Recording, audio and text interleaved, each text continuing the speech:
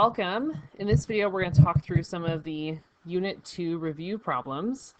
And there's kind of two main parts of Unit 2.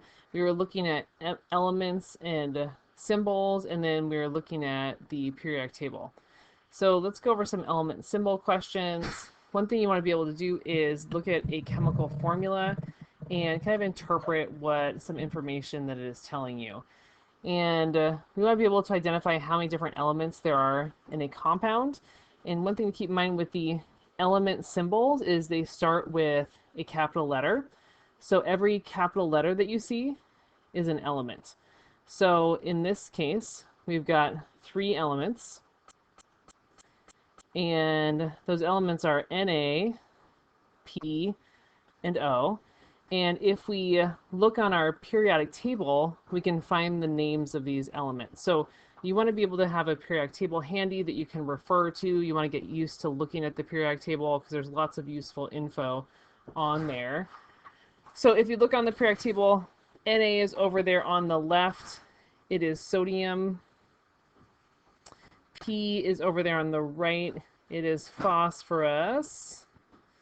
And then O is oxygen. So those are the 3 elements that are in this compound. And a compound is a combination of 2 or more elements.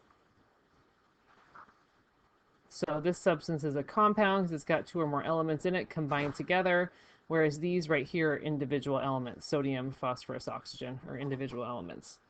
How many atoms of each element are in this compound? So the subscript right here tells you the number of elements. So we've got 3 sodium atoms because that 3 right here, that lower 3, that's called a subscript. That means there's 3 NAs. There's 1 element, 1 atom of phosphorus, and there's 4 atoms of oxygen, because that subscript tells you that there's 4 of whatever comes right before it.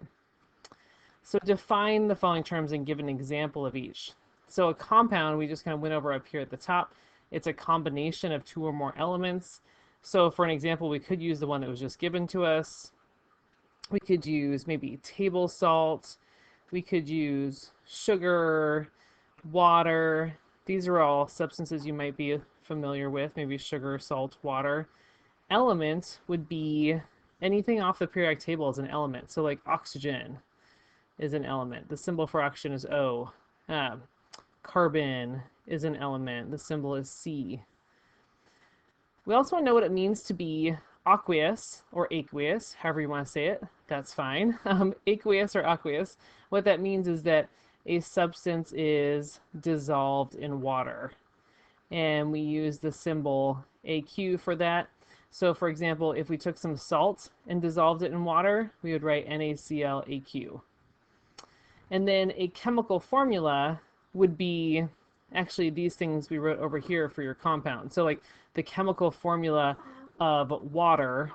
So like let's say this, the substance would be water, and the chemical formula would tell you what makes up water, that there's 2 hydrogens and 1 oxygen in every water molecule. So that's what a chemical formula is, or these things right over here. And if we, actually here's this example we just talked about, if we took some table salt and dissolved it in water, how do we write the formula for that? Well, something dissolved in water, what we do for that is we label it AQ. So aqueous means this substance, NaCl, has been dissolved in water. Same thing over here. If you took calcium chloride and dissolved it in water, it would be CaCl2AQ.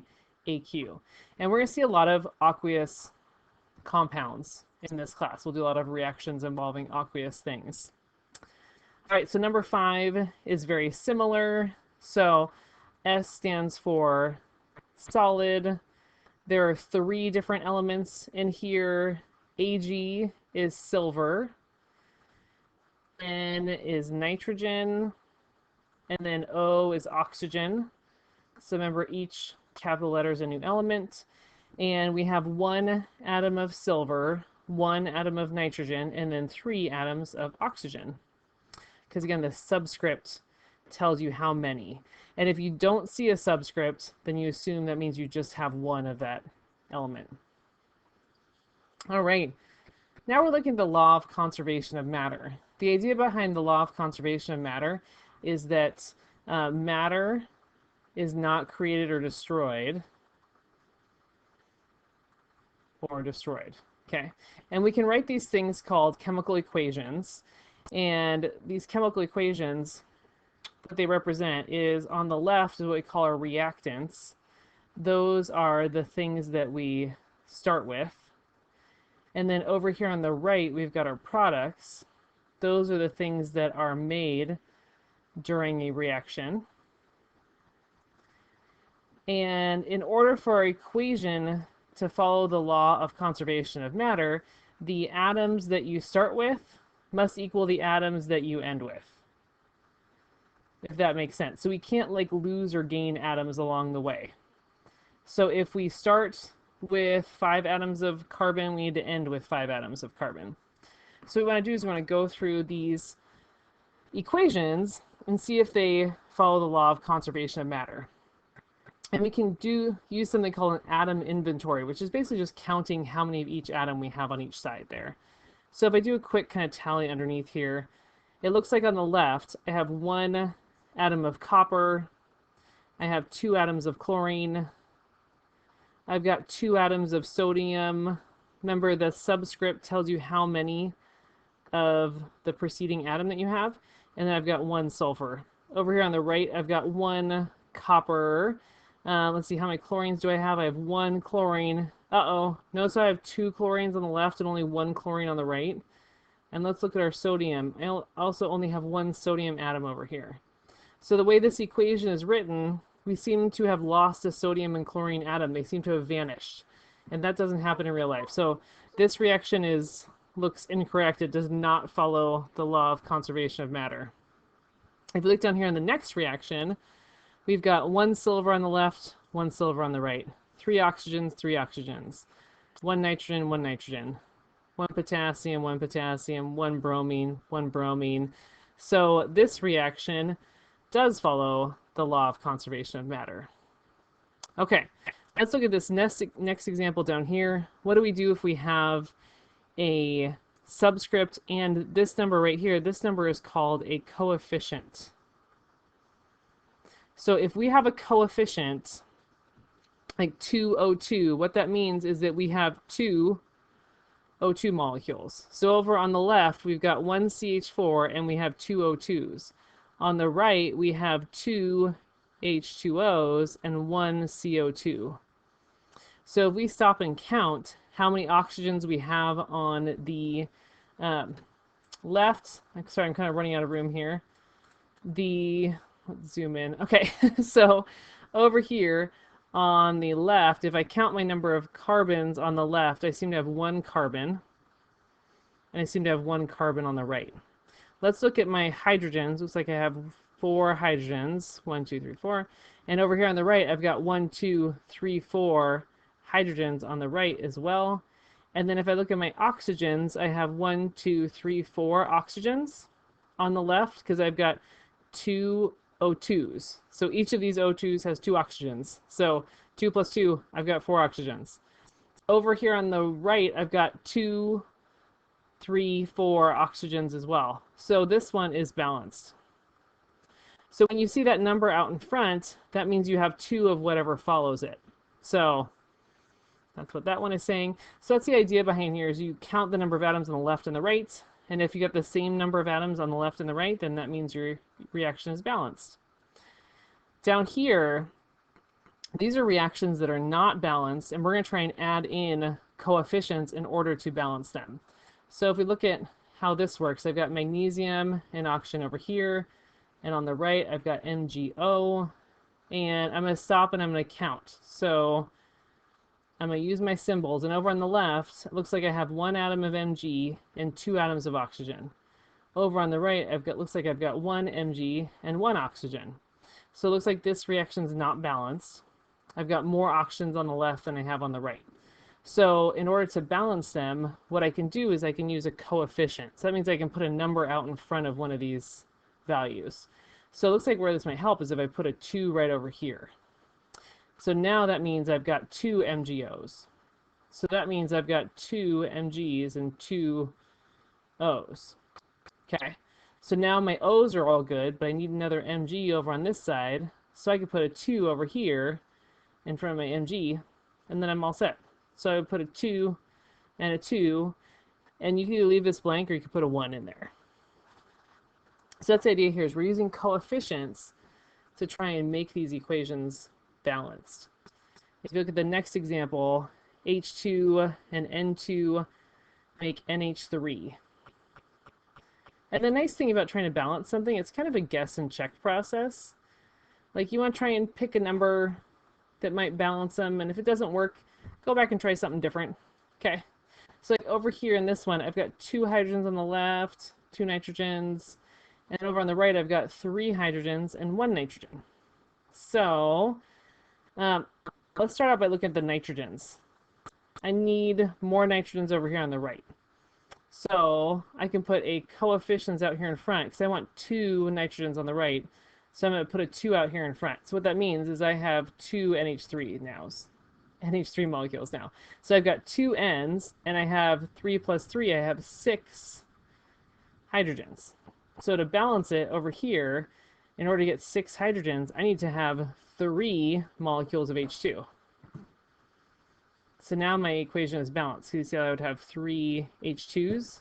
So I'd have 2 plus 2 plus 2. I'd have 6 hydrogens altogether. So this would be how I would balance this equation right there. Okay. And then over here, let's go on to one more, filling in the blank. So this would be kind of using our law of conservation of matter to predict what might be made during a reaction. So again, the rule is that anything that shows up on the left-hand side of the equation should show up on the right-hand side. So Na is on the left, it's also on the right. Cl is on the left, it's also over here on the right. So what must be this other substance that we make? Well, what's left is we've got Ca and CO3. So that's going to be the other product of this reaction. And I can predict that because I know that whatever elements that I start with at the beginning must still be there at the end of the reaction. So again, that's the big takeaway idea, that elements are not created or destroyed. Okay. And then let's look at some periodic table questions here. So one of the main ideas from our study of the periodic table is that elements that are in the same vertical column are going to have similar properties. And you don't need to memorize the periodic table. You should be referring to a copy of the periodic table. You should have one out in front of you on a quiz and during class as you're practicing. And so if we look at this example, we're looking at all these elements here, and we want to pick 2 that would have similar properties. Okay, so I'm looking for elements that are going to be in the same column on the periodic table. And what I notice, if I look on the periodic table, lithium and rubidium are in the same column. And in fact, they're in the first column, and we should know the name of that group. That group we call the alkali metals. So we saw maybe videos in class, we see the alkali metals, they all react very strongly with water, for example. So all of the elements in that same column have similar properties, and that's kind of how the periodic table works. So that's how we want to answer this type of question. And then we also want to be aware of the various groups on the periodic table, like which things are metals or non-metals, and you can refer back to pages 5 and 6 to review these ideas. And so lithium over on there on the left, it's a metal. Barium is also on the left, it's a metal. Argon is on the right, it's a non-metal. So you want to just use the location on a periodic table for these. So again, this is not something you need to memorize. We're just like, look at a periodic table, and you can be referring to your periodic table that's on page 6. You should be able to see kind of a cutoff line where you can see if you look at your periodic table, it looks a little bit like this, and there's this kind of cutoff line like this. And over on this side is your metals, and over here are your non-metals. All right, which is the most reactive metal? So if you look at all of these ones, they're in the same column. So they're in the same family. They are all alkali metals. And one of the trends that we notice is for the metals, as you go down a column, they become more reactive. That was a pattern that we noticed in the card sort. So if I look at these ones, the one that's furthest down the column is going to be cesium. So cesium is going to be the most reactive. And we want to be familiar with where these groups are on the periodic table. Again, look back at your notes on page 6. You should have a page where this is kind of color-coded and filled in there. So alkali metals, the first column, so it's got like lithium, sodium, potassium. The halogens are over in the 7th column over there, column 17, depending on how you're numbering. So they look like this. Your noble gases are your final column. So you got helium, neon, argon. Transition metal, those ones in the middle. So like iron, nickel, gold. A lot of the metals we're familiar with are actually transition metals. Silver. So those are some things we want to be prepared for our quiz tomorrow. Thanks.